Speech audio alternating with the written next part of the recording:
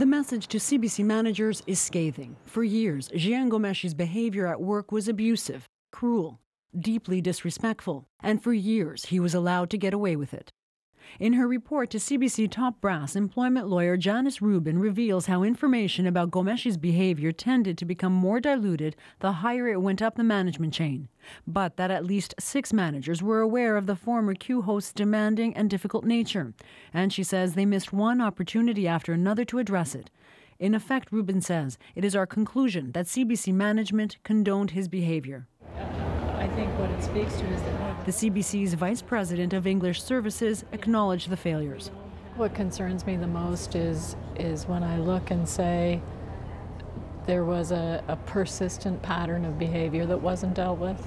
Rubin found a host culture that tolerated demanding and sometimes bad behavior from some on-air talent contributed to the inaction, though acknowledges Ghomeshi's actions were on the extreme end of the spectrum. Conway refuted that finding and says CBC hosts are by and large gracious and professional.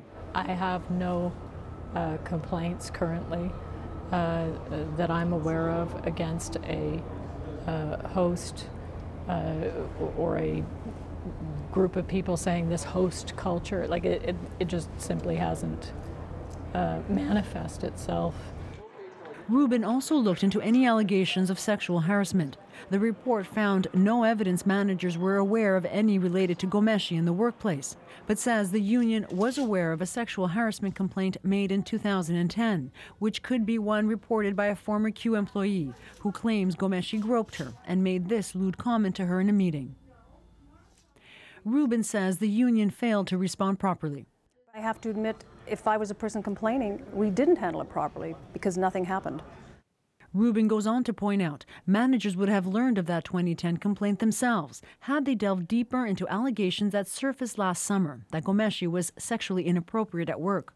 In the course of an internal investigation that followed, Rubin found managers relied too heavily on Ghomeshi's rendition of events. Today, Conway agrees the internal investigation was not thorough enough. You want to be able to hold people to account for acting on information when they have it. If you don't surface the right information, then people can't act.